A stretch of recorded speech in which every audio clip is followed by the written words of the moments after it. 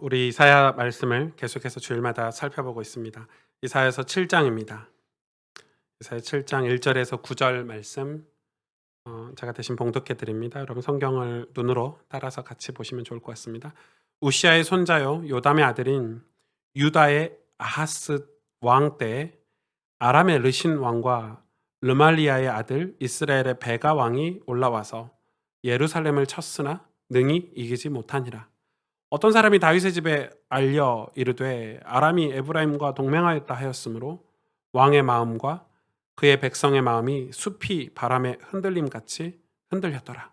그때 여호와께서 이사야에게 이르시되 너와 내 아들 스알 야숲은 윗못 수도 끝 세탁자의 밭 큰 길에 나가서 아하스를 만나 그에게 이르기를 너는 삼가며 조용하라.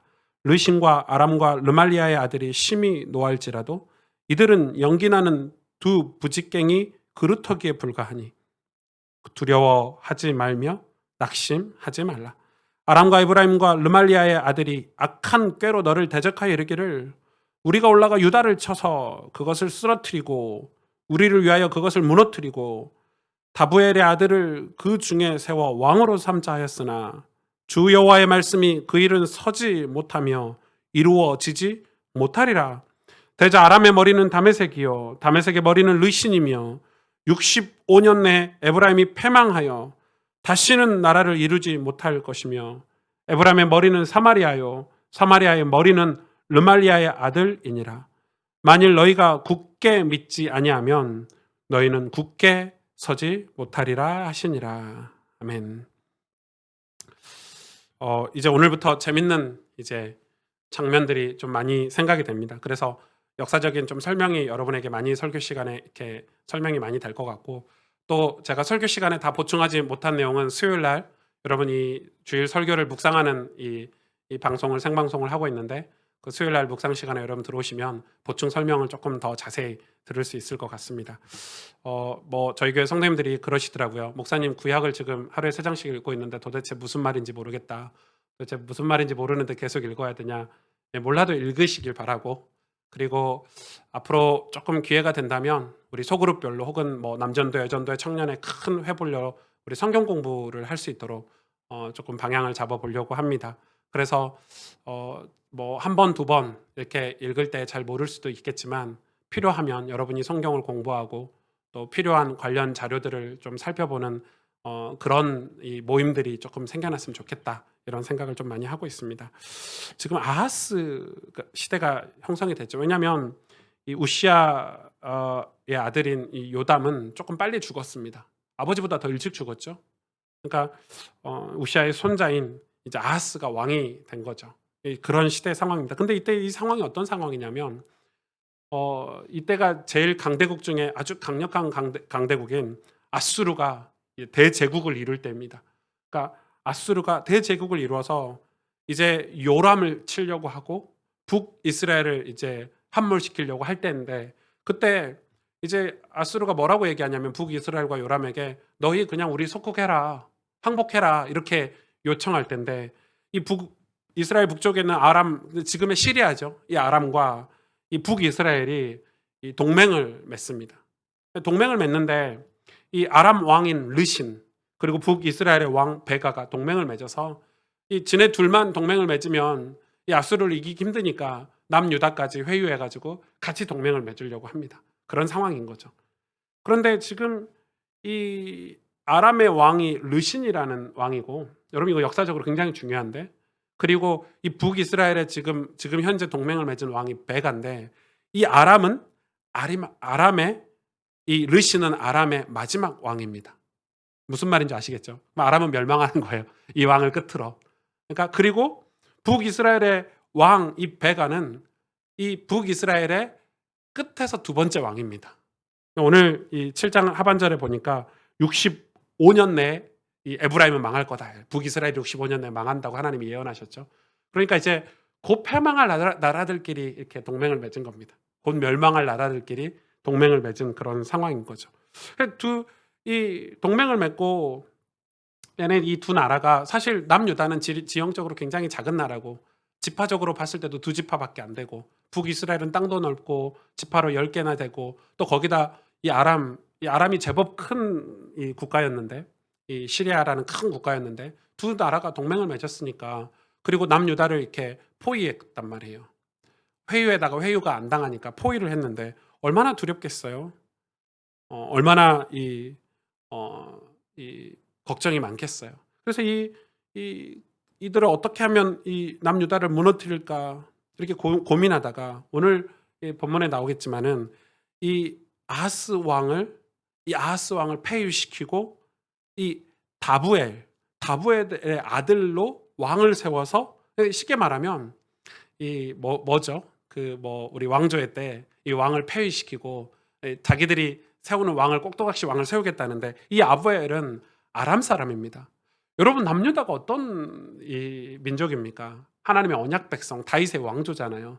다윗의 왕조에 아람 사람을 왕으로 세운다는 게 말이 됩니까? 지금 그렇게 마치 일제 시대 때 일본이 우리나라 왕을 폐위시키고 자기들 이렇게 통치자를 세우는 것처럼 섭정 왕을 세우는 것처럼 그렇게 하려고 합니다. 그런데 왜 그렇게 하려고 하냐면 이 아람의 왕 르신과 북이스라엘 왕 베가가 그렇게 왕이 됐습니다. 왕권을 찬탈한 자들입니다.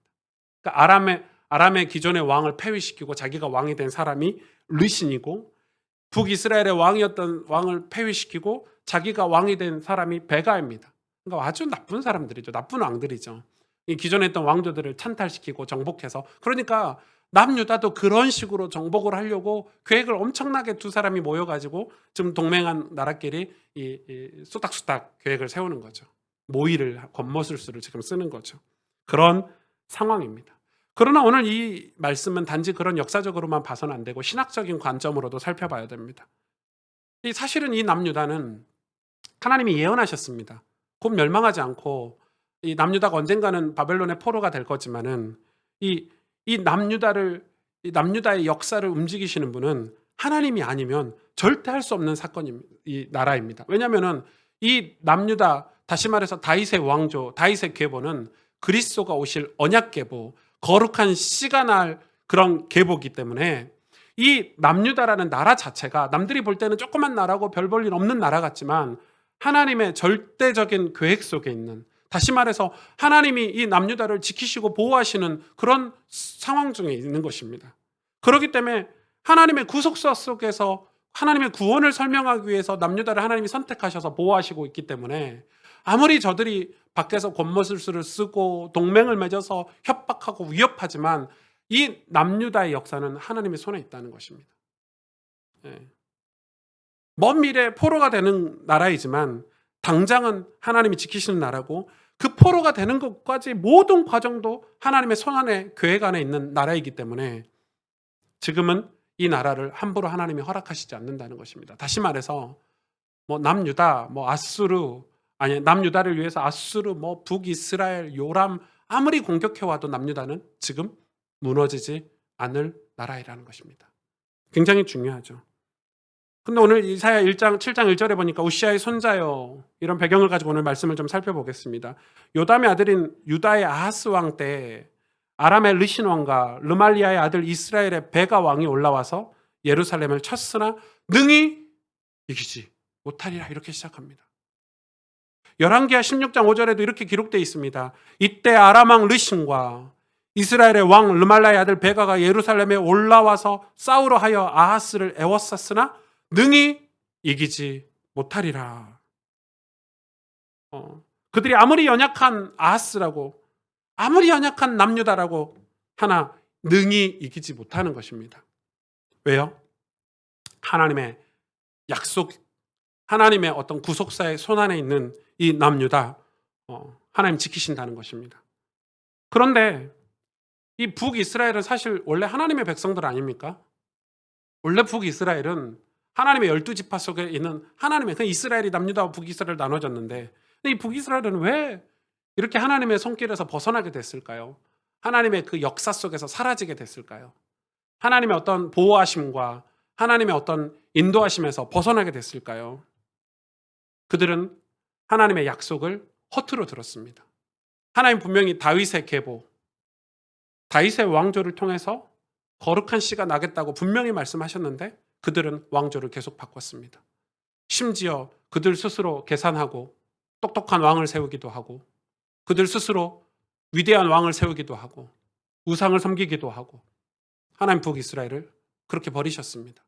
다시 말해서 우리가 연약하냐 연약하지 않냐 이것은 우리의 지혜와 우리의 재물과 우리의 똑똑함이 아니라 하나님의 말씀을 믿느냐 믿지 않느냐로 우리의 연약함과 그렇지 않음을 평가할 수 있는 것입니다. 하나님은 그것으로 우리를 평가하십니다. 우리의 믿음이 좋다 나쁘다는 우리가 똑똑하고 우리가 열심히 신앙생활을 잘해서 어떤 결과를 내는 게 아니라 우리가 하나님의 약속의 말씀을 붙잡고 있냐 그렇지 않냐로 평가를 하는 것입니다. 북이스라엘은 모든 것을 다 동원해서 나라를 확장하고 나라의 부강과 안위를 위해서 노력했지만 그들은 멸망하고 말았습니다. 하나님이 지키신다, 하나님 보호하신다 이 말을 믿지 않았습니다. 북이스라엘도 형식을 갖춰서 예배를 드리고 형식을 갖춰서 제사를 다 드렸습니다. 그러나 그들은 그 이면에 하나님의 말씀을 귀담아 듣는 시스템을 다 붕괴시켰습니다. 그리고 뒤에서는 우상을 섬겼습니다. 아람의 우상을 섬겼고 아수리의 우상을 섬겼습니다. 그 말은 무슨 말입니까? 다윗의 계보에 관심이 없었습니다. 그래서 여러분 이 북이스라엘이 내놓은 이 전략 보십시오. 다윗의 왕조를 무너뜨리고 아람의 사람을 왕으로 세우겠다고 하지 않습니까? 북이스라엘이. 지금 그걸 지금 확인하셔야 됩니다. 오늘 본문을 통해서. 아니 다윗의 왕조를 이어갈 남유다를 다윗의 왕조를 폐위시키고 어디서 듣도 못한 이 아브넬의 사람을 왕으로 세우겠다고 그런 전략을 짠 것입니다. 지금 교회도 그럴 수 있죠. 여러분 교회들이 자꾸 교회끼리 이렇게 싸우는 걸 여러분 나쁘게만 보지 마십시오. 교회끼리는 치열히 싸워야 됩니다. 교회가 배교를 하거나 하나님 말씀에서 이탈하면 교회끼리도 싸워야 됩니다. 교회가 다 똘똘 뭉쳐서 하나가 된다. 좋은 거 아닙니다. 천주교처럼 우리가 똘똘 뭉쳐가지고 왜 한 모습을 보이지 않냐? 아닙니다. 여러분 굳이 그렇게 보지 않으셔도 됩니다. 여러분 지금 우리나라의 교회들이 교회끼리 다투기도 하거든요. 어떤 데는 동성애를 찬성하기도 하고 어떤 데는 동성애를 반대하기도 하고 어떤 데는 세상과 타협해서 교회가 세상을 따라가야 된다는 그런 교단이 있기도 하고 그럼 교회끼리 싸워야죠. 그건 싸워야 되는 겁니다. 믿음을 지키고 진리를 지키는 데 있어서는 싸워야 됩니다. 그걸 나쁘게만 보지 마십시오. 왜 같은 교회끼리 싸우냐 이럽니다. 싸워야죠. 제 친구 목사들하고 저는 늘 싸우는데 안 그렇습니까? 지금 그런 것입니다. 북이스라엘이 말도 안 되는 전략을 가지고 지금 남유다를 무너뜨리려고 하는데 지금 하나님이 지금 오실 메시아 거룩한 씨의 계보를 지금 이 아람 사람을 세워서 왕으로 세우려고 한다는 것입니다.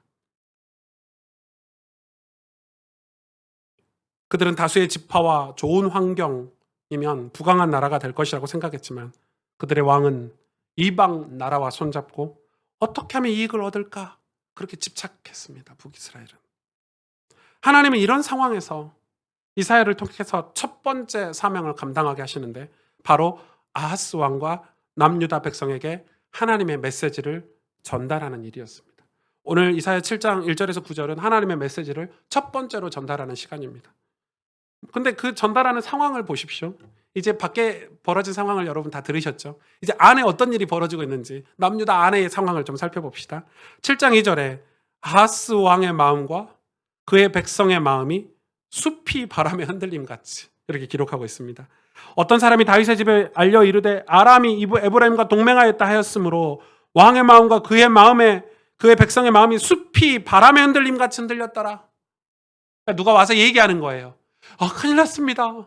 아람과 에브라임이 동맹을 맺어서 에브라임은 북이스라엘이에요.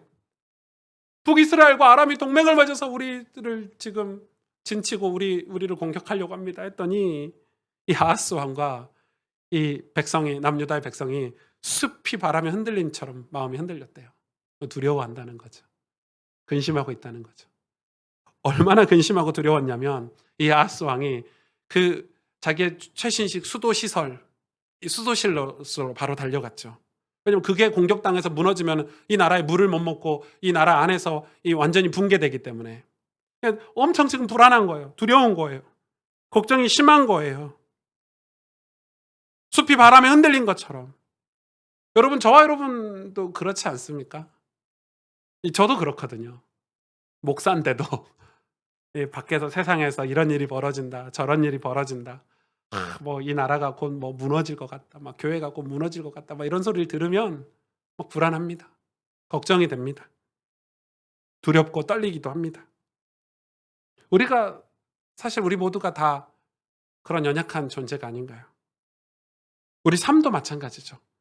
밖에 사람들이, 믿지 않는 사람들이, 하나님이 마음에 없다고 하는 사람들이 자기들끼리 모여서 되게 똑똑하게 힘을 모아 잘 되는 것 같고, 그럼 이상하게 교회 안에서 기도하고 예배하고 성경 공부하는 사람들은 굉장히 뒤처지는 것 같고 고립되는 것 같고 좀 바보 등신 같고, 우리만 착하게 살고 우리만 선하게 살고 우리만 말씀에 순종해서 사는 게 마치 한두 색이 뒤처지는 것 같고, 여러분 그런 느낌?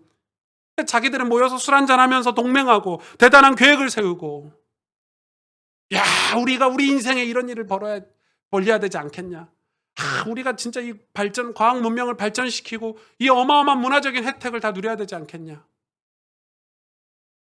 하나님이 초대교회 이방인들에게 복음을 전하기 위해서 선교와 전도의 전초기지를 세운 도시가 안디옥인데, 안디옥이 그런 도시거든요. 로마에서 전략적으로 세운 도시예요.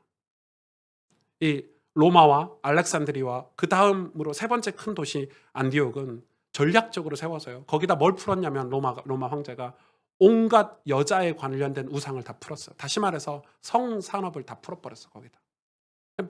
그 로마 사람들이 정신을 못 차리겠어요. 그래서 심지어 도시를 너무 아름답게 만들어가지고요, 동방의 여인이라는 그런 칭호를 이 안디옥이 받았어요.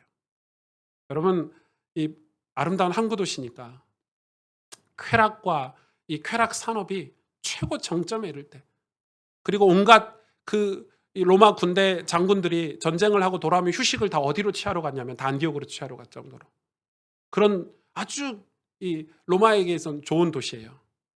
하나님이 거기다가 교회를 세워버리셨어요. 안디옥 교회를. 여러분 보세요. 다들 와, 이 좋은 거 좀 즐겨야지. 지금 우리 영원한 로마 제국, 무너지지 않는 로마 제국, 이 로마가 우리에게 이런 번영과 부와 명예와 쾌락, 이 즐거움 우리에게 다 줬는데, 야, 너네 참 그리스도인들 매일 모여가지고 성경 공부하고 뭐 성령 충만해가지고 뭘 한다는데 참, 야, 저 그리스도인들 바라면서 이렇게 조롱했다 그러죠. 마치 그것처럼 지금 우리가 마치 그런 느낌을 받을 때가 있어요. 저들이 막 대단한 삶을 사는 것 같아요. 텔레비전 보고 뭐 연예인들이나 뭐 이런 사람들 보면은 막 대기업 뭐 회장님들이 뭐 이렇게 SNS 같은 거 이렇게 보면 와, 대단한 삶을 사는 것 같아요. 자기 딸은 마약하고 막, 자기 아들은 뭐 밤새 이상한 차 타고 끌고 다니면서 돌아다니면서 음주운전 해가지고 사람 처받고. 속지 마세요. 우리가 예배하고 말씀 붙잡고 하나님하고 관계를 맺는 게 뒤처지는 것 같습니까? 심지어 우리가 생각하는 원수들, 악한 사람이 잘 되기까지 해요. 그러나 걱정하지 마십시오. 시편 89편 3절에 3, 4절에 주께서 이르시되 나는 내가 택한 자와 언약을 맺으며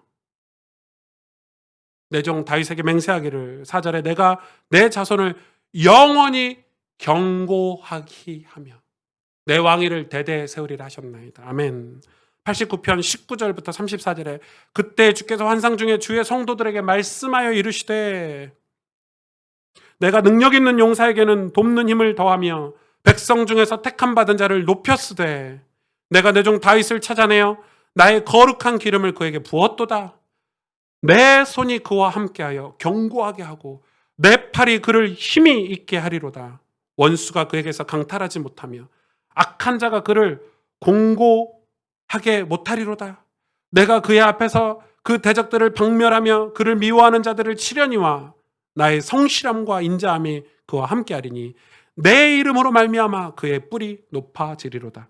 내가 또 그의 손을 바다 위에 놓으며 오른손을 강들 위에 놓으리니 그가 내게 부르기를 주는 나의 아버지시오 나의 하나님이시오 나의 구원의 바위시라 하리로다.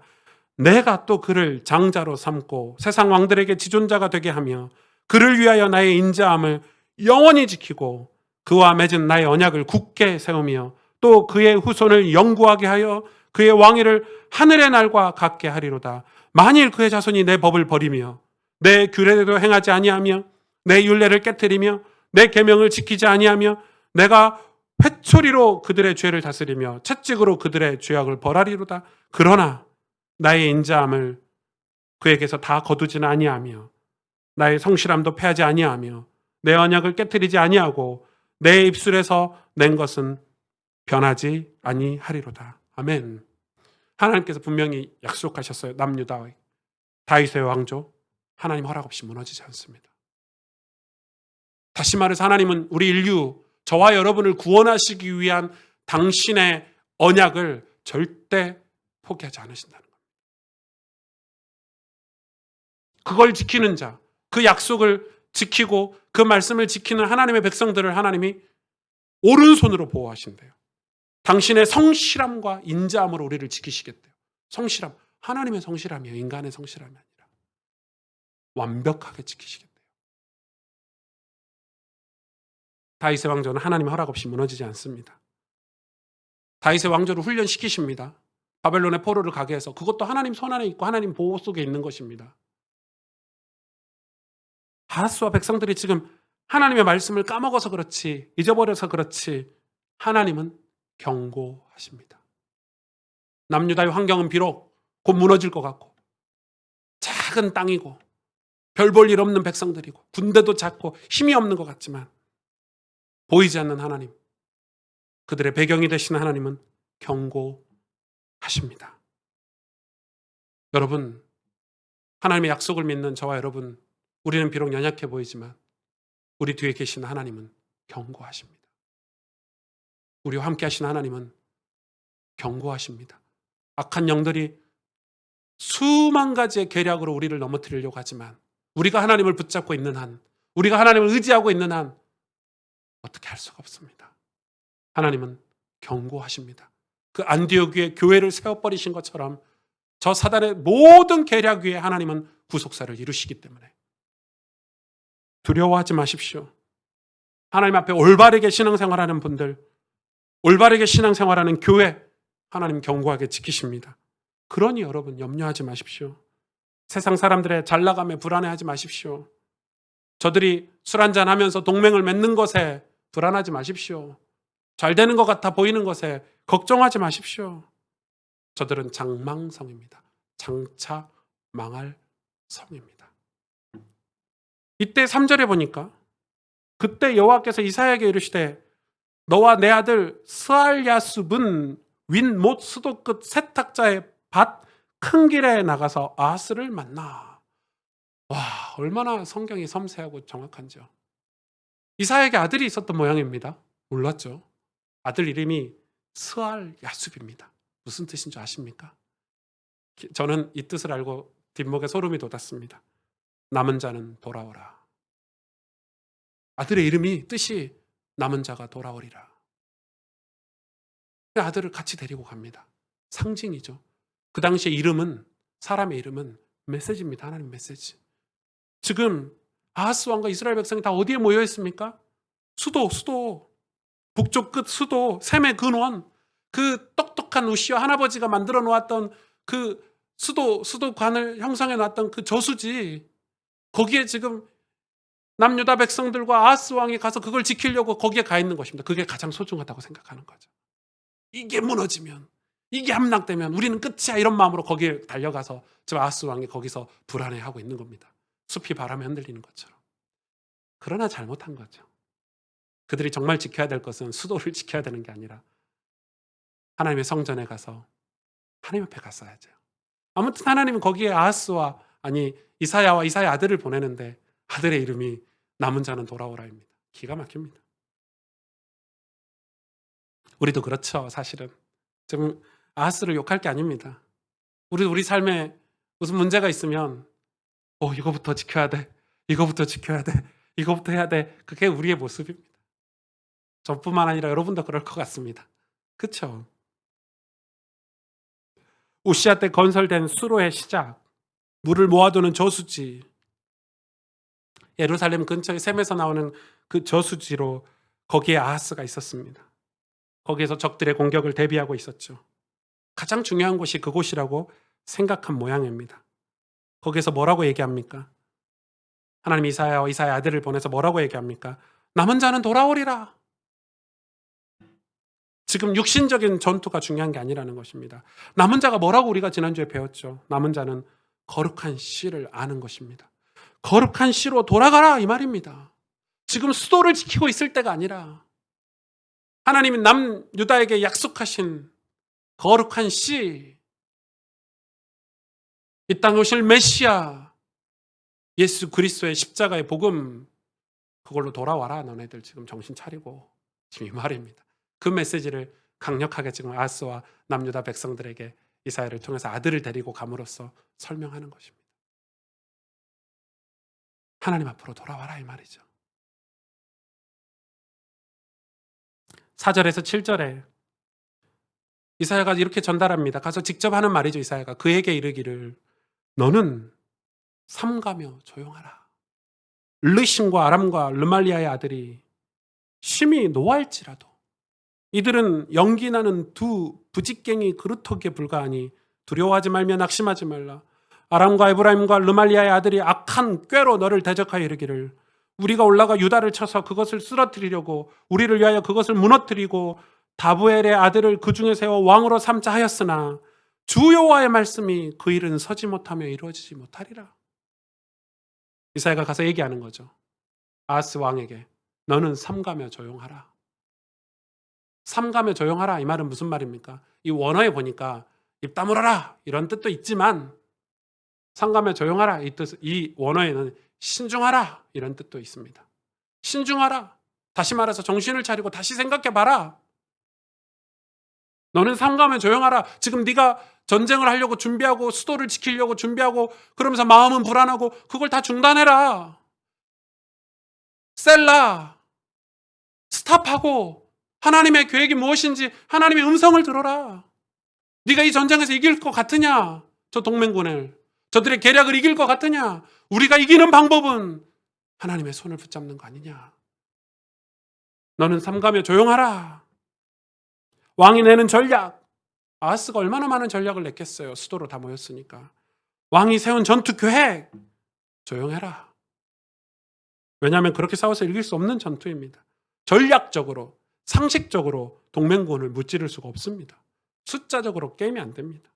그런데 하나님 이사야를 통해서 동맹군을 이렇게 표현하십니다. 야, 너희가 막 바람이 막 불안하고 염려되냐? 우리도 그렇죠. 밖에 막 저들이 막 잘 되고 세상 사람들이 하나님의 마음이 없다는 사람들이 막 우리를 모함하고 그러면 막 불안하지만 하나님 그들을 향해서 뭐라고 얘기하신 줄 아십니까? 부직갱이 그루터기에 불과하다. 그것도 그냥 부직갱이 그루터기가 아니라 불에 타다 남은 부직갱이 잘 모르시죠? 정말 전 저 어렸을 때 불을 때웠거든요. 저희 시골집에. 그러면은 이 쇠로 된 부직갱이가 있으면 좋은데 오늘 말은 나무로 된 부직갱이. 불 때우다 보면 불을 이렇게 돌리기도 하고 불을 막 이렇게 쑤셔가지고 불을 더 타오르기도 하는 나뭇가지를 이 부직갱이라고 하거든요. 근데 이 부직갱이가 쇠면 좋은데 쇠가 아니고 뭐예요? 그루터기예요. 그냥 남은 가지예요. 가지. 타다 남은 부직갱이. 아무 힘도 없다는 거예요. 그렇게 막 태우잖아요. 부직갱이를 쓰면은 나중에 부직갱이에 불이 붙어가지고 부직갱이가 다 절반이 사라져요. 지금 그거 표현하는 거예요. 쟤네들 곧 사라질 존재들이야. 쟤네들 곧 멸망할 존재들이야. 두려워하지 마. 하나님 앞에 아무것도 아니라는 거죠. 사실 우리는 세상이 내놓는 꽤 당황합니다. 저들이 제법 똑똑합니다. 예수님 때도 저들은 함께 모여서 계략을 짰습니다. 그렇죠? 예수님을 죽이려고, 예수님을 무너뜨리려고 계략을 짰습니다. 이 바리새인들과 서기관들이, 이 종교 지도자들이 자기들의 그런 이 권력과 자기들의 부와 명예를 예수님에게 뺏길까 봐 예수님을 모함하 밤새 모함해서 전략을 짜고 예수님을 공격했습니다. 그러면 신앙인은 어쩌면 쉽게 유혹을 당하고 넘어갈 수도 있습니다. 그러나 저들은 하나님께 타담한 부지깽이일 뿐입니다. 그러니 조용하고 하나님 말씀에 귀를 기울이라는 것입니다. 마귀는 수천 년 동안 정말 오랜 역사를 통틀어서 우리를 하나님에게서 멀어지게 하려고 모든 전략, 권모, 술수를 다 세웠습니다. 제가 보니까 이 할리우드가 발전이 됐잖아요. 미국에 가면 LA 같은 데 가면 이제 뭐 할리우드 영화 산업이 엄청 발전이 됐는데 제가 영화를 좋아해요. 전 뭐 이렇게 가끔 영화를 보는데 할리우드 영화 엄청 좋아하고 마블 영화 거의 광팬이고 이런데 사실 이제 그런 영화들이 언제부터 나왔냐면 뭐 E.T. 뭐 외계인 영화들 뭐 유령 영화들, 귀신 영화들.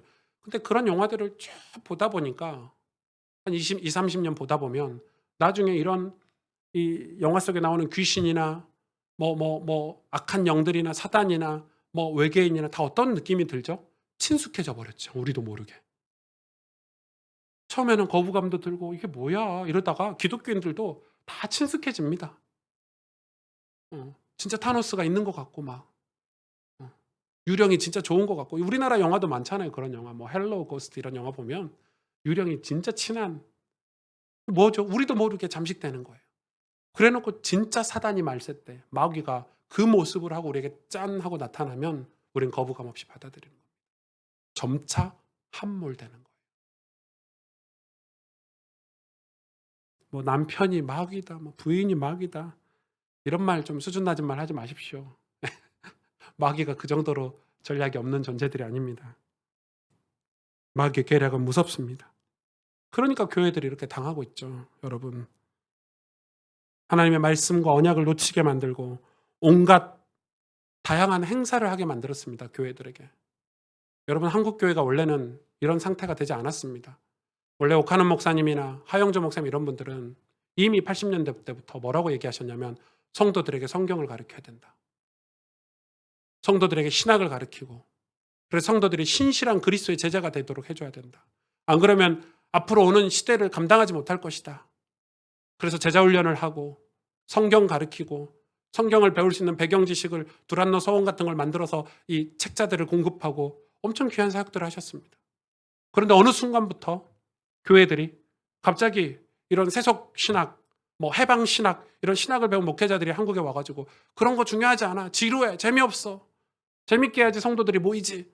해가지고 열린 예배 같은 걸 하고 문화 행사를 하고 다양한 행사들을 했습니다. 교회들이.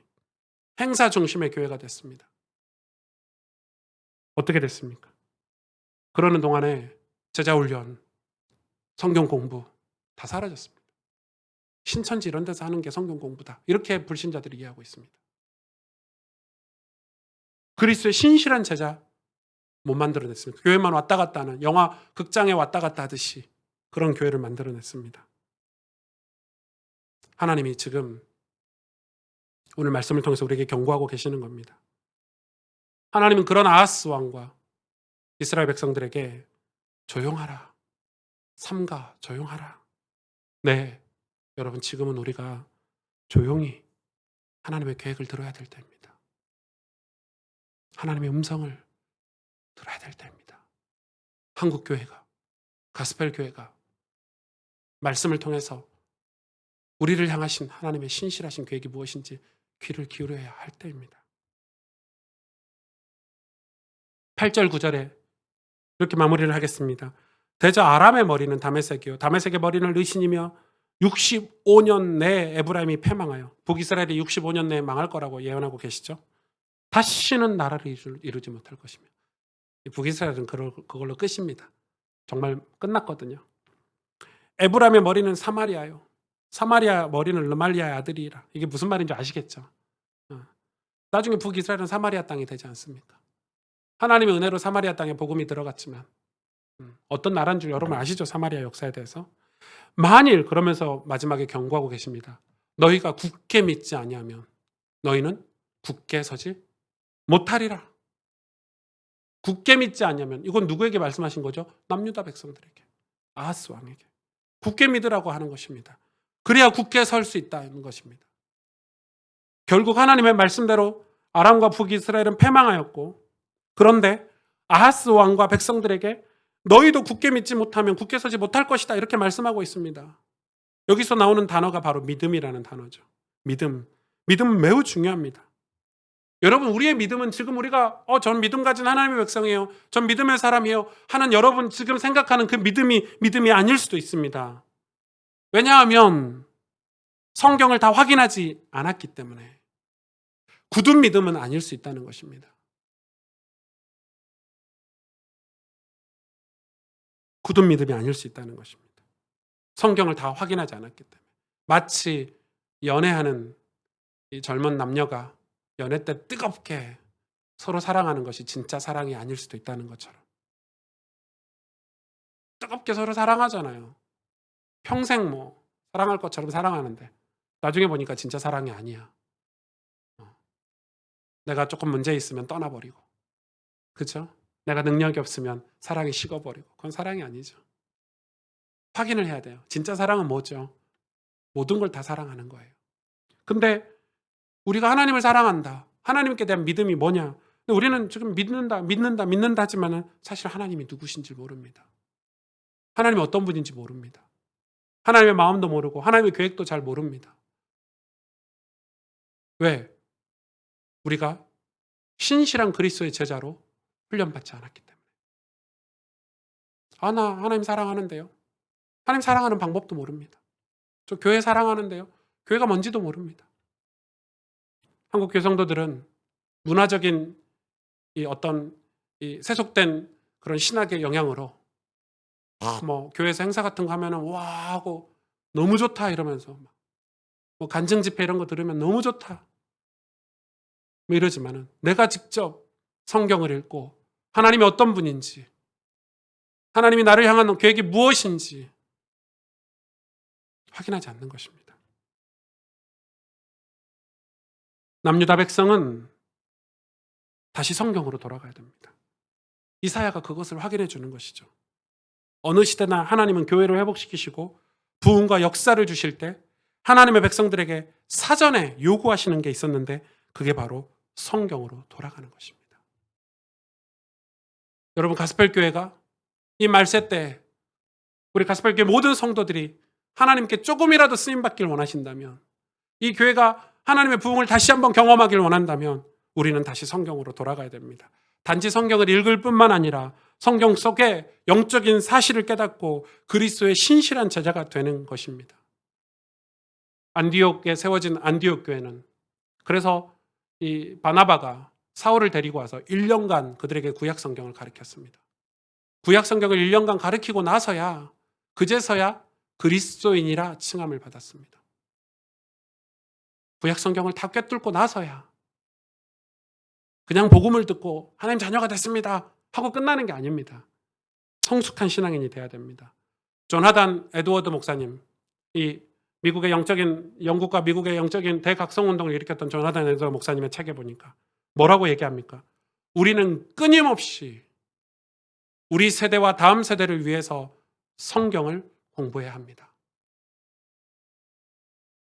앞으로 우리 가스펠교회는 우리 자녀들에게, 우리 주일학교에 어떻게 아이들에게 성경을 읽게 만들고 성경을 해석해주고 가르치는 그런 주일학교 시스템을 만들어야 됩니다.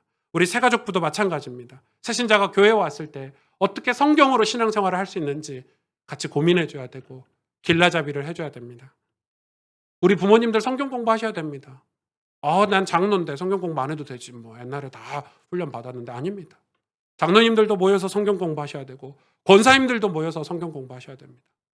우리 교회 문화가 내년부터 바뀔 것입니다. 모여가지고 회의하는 게 아니라 성경 공부하셔야 됩니다. 성경을 읽고 궁금한 걸 물어보고 이 성경의 배경에 대해서 이해하고, 그래서 성경 속에, 하나님 말씀 속에 있는 하나님의 그 무궁무진한 영적인 그런 비밀들을 우리가 보고, 그 거룩을 보고, 하나님의 신실한 계획들을 보고 예언의 말씀을 붙잡았을 때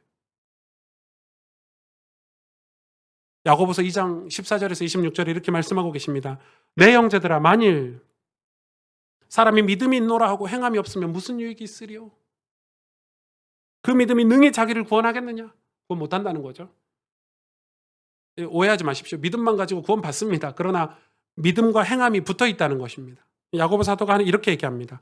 만일 형제나 자매가 헐벗고 일용할 양식이 없는데 너희 중에 누구든지 그에게 이르되 평안히 가라, 덥게 하라, 배부르게 하라 하면 그 몸에 쓸 것을 주지 아니하면 무슨 유익이 있으리요?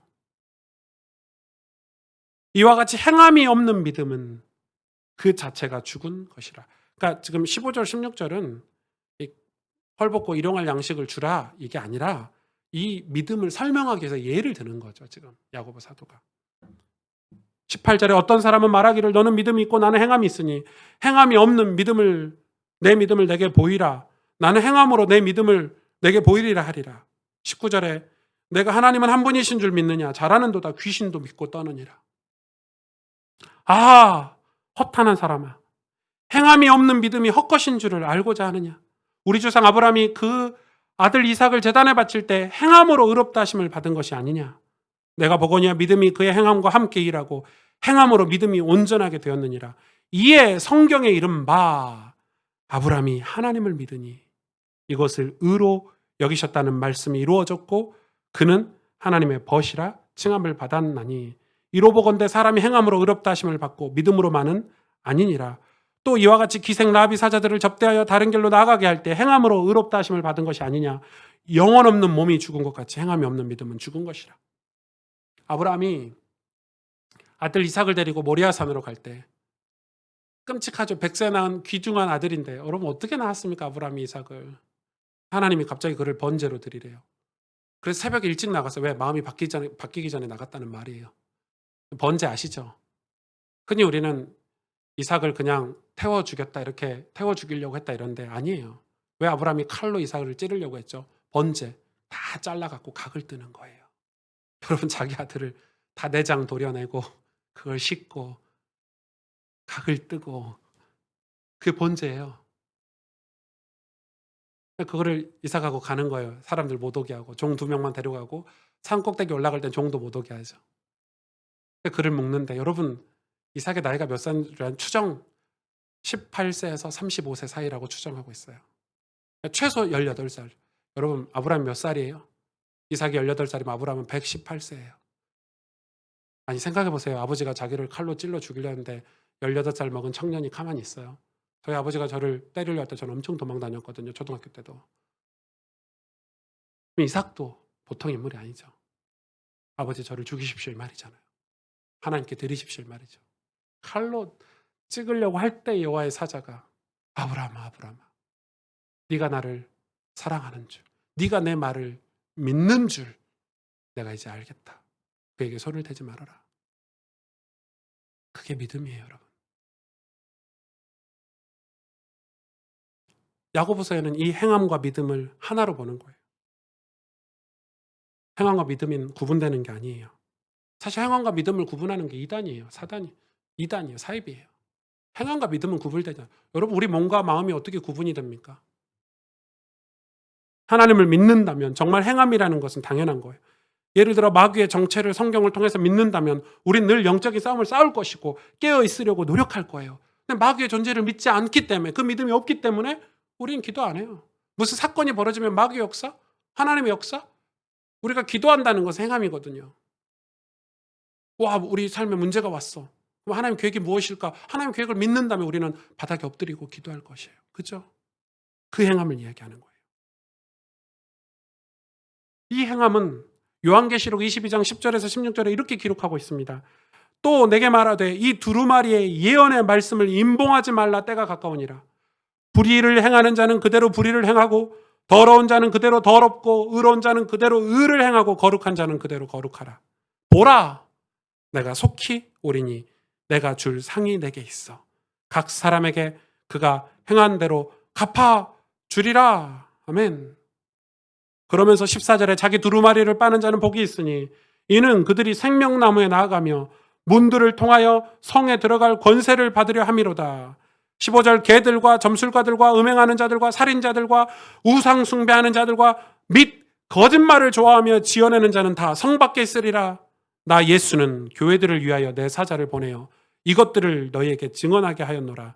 나는 다윗의 뿌리요 다윗의 자손이니 곧 광명한 새벽별이라 하시더라. 뭘 행하라는 거죠? 우리가 지금 성 안에 있습니까? 성 밖에 있습니까? 우리가 저들처럼 개들과 점술가들과 음행하는 자들과 살인자들과 우상 숭배하는 자들과 거짓을 좋아하고 지어내는 자들로 행하고 있습니까? 아니면 내 두루마리를 빠는 회개하며 하나님의 말씀을 임봉하지 않고 그 말씀을 듣고 순종하며 그대로 행하는 하나님의 상급을 바라보고 사는 자입니까? 믿음은 그런 것입니다. 믿음의 행함을 이야기할 때 믿음이 뭐에 대한 행함인가? 바로 이 말씀에 대한 행함인 것입니다. 성경을 공부하려는 행함, 하나님이 누군지 알려고 하는 행함, 구원을 받으려고 하고 그 말씀에 순종하려고 하는 그 행함, 그 행함에 뭐가 있다? 상이 있다. 우리가 행함을 잘못하면 이 믿음과 행함을 분리시켜서 행함만 하는 사람들이 있거든요. 아니죠. 뭐에 대한 행함입니까? 말씀에 대한 행함. 아브라함이 그 말씀에 대한 행함으로 백세 난 이삭을 제단에 드리려고 한 것처럼. 그러려면 어떻게 합니까? 그 믿음이라는 게 어디서 나죠? 우리 새가족들은 잘 들으셔야 돼요. 믿습니다 해서 믿음이 생기는 게 아니에요. 교회를 오래 다닌다고 믿음이 생기는 게 아니에요. 믿음은 하나님을 아는 거예요. 제가 저희 와이프 박진희 씨를 지금 몇 년 살았지? 네, 몇 년 살았어요. 한 13년 산 것 같아요. 이제 박진희 씨의 성격을 좀 알겠고 성향을 좀 알겠고 저희 와이프의 마음을 좀 알겠고 예전하고 좀 달라요. 좀 생각도 하고 배려도 하고 아니까. 알아야 돼요. 알아야 믿는 거예요. 하나님을 알아야 돼요. 하나님 알려고 해야 돼요. 그래서 뭐 하라고요? 성경을 공부하라. 요한계시록에 뭐라고 얘기합니까? 매일 자기 두루마리를 빠르래요. 무슨 의미예요? 교만함, 오만함. 그게 하나님을 아는데 제일 방해가 되는 거예요. 내 옷, 내 신분. 옷은 신분을 상징하지 않은 두루마리는 야, 내가 사장인데 말이야. 내가 회장인데. 내가 교수인데. 아, 성경 안 읽어도 돼. 내가 이렇게 성공했는데. 망하는 거예요.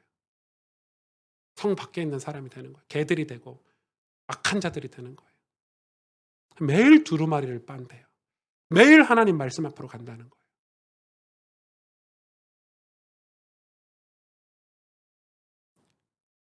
너무 중요하죠.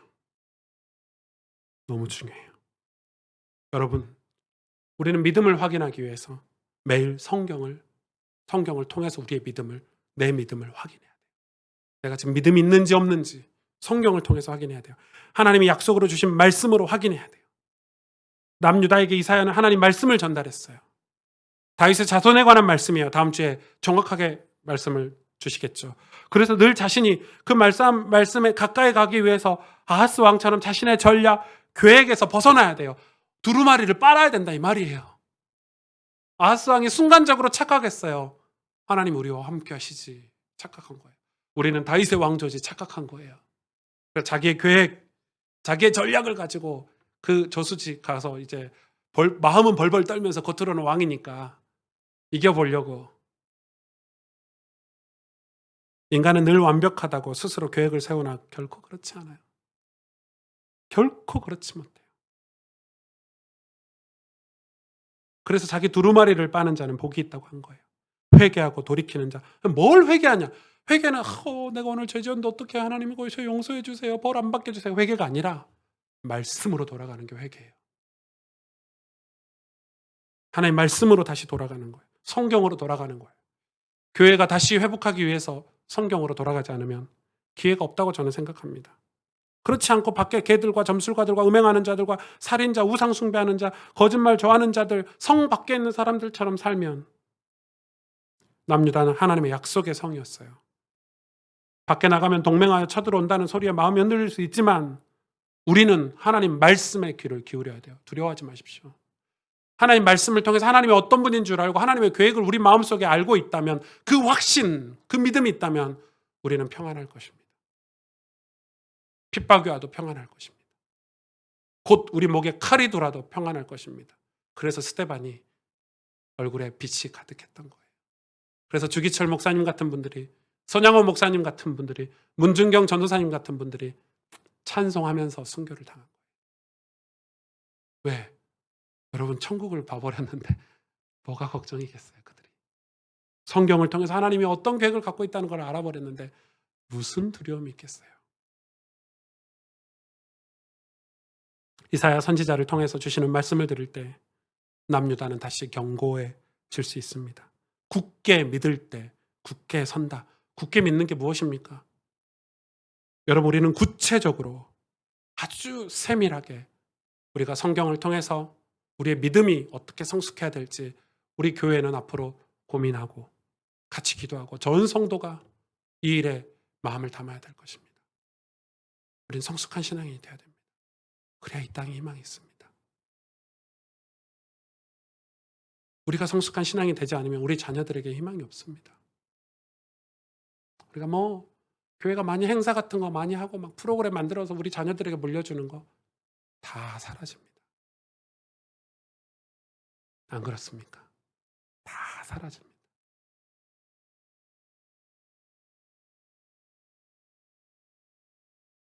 너희는 조용하고 삼가 조용하라. 그 말은 너희의 것을 조금 내려놓고 너희의 교만과 오만을 좀 내려놓고 하나님 말씀을 조용히 들으라, 이 말입니다. 세상의 기준이 되어 세상 방식으로 살지 말고 하나님 말씀이 너희의 인생의 기준이 되고 하나님의 방법 곧 믿음으로 살으라, 이 말입니다. 세상에 물들어서 살지 말고 하나님 백성들은 말씀에, 성경에 물들어서 살라, 이 말입니다. 조용해라. 삼가 조용하라. 하나님이 어떻게 하시는지 하나님의 구속사 속으로 우리를 인도하시도록 같이 기도하겠습니다.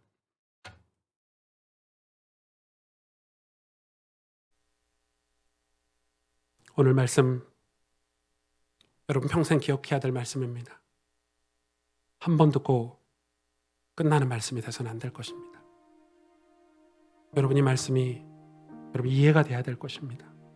오늘 이사야서 7장의 말씀이 우리에게 어떤 교훈을 주는지 다시 확인하시고 다시 정리하셔서 하나님, 우리가 세상을 두려워하고 세상에 물들어서 사는 그런 존재가 아니라, 성 밖에 있는 존재가 아니라, 비록 우리가 두렵고 우리가 연약해서 근심하고 걱정하지만 다시 말씀으로 돌아가 너는 삼가 조용하라. 하나님 말씀을 들어라. 하나님 뭐라고 말씀하시는지 귀를 기울여라. 그 말씀을 듣고 보니 평안하고 안식이 넘치고, 그래, 저들은 부지깽이 같은 거구나. 저들이 막 대단하게 동맹을 해서 우리를 죽이려고 해서 그게 두려워 보였는데 저들의 뒤는 불안하고 헛것들이고 별것들이 없는 장망성이구나. 진짜 영적인 눈을 떠서 보게 될 것입니다. 우리는 어떻게 해야 됩니까? 하나님 정말 우리에게 원하시는 것은 믿음인데 우리가 믿음을 갖기를 원합니다. 굳은 믿음, 그냥 믿음이 아니라 굳은 믿음. 믿음은 어떻게 가질 수 있습니까? 하나님 말씀을 통해서만 우리의 믿음은 자랍니다. 왜냐하면 하나님 말씀만이 우리 하나님의 어떤 분인지, 하나님의 계획이 무엇인지, 하나님 우리를 향하신 신실하신 하나님의 약속이 무엇인지 알 수 있기 때문에 그렇습니다. 하나님, 우리가 다시 믿음으로 돌아가길 원하고 하나님의 말씀을 행하는 믿음으로 돌아가서 하나님의 상을 받기를 원합니다. 하나님의 상금을 받는 신앙생활을 하길 원합니다.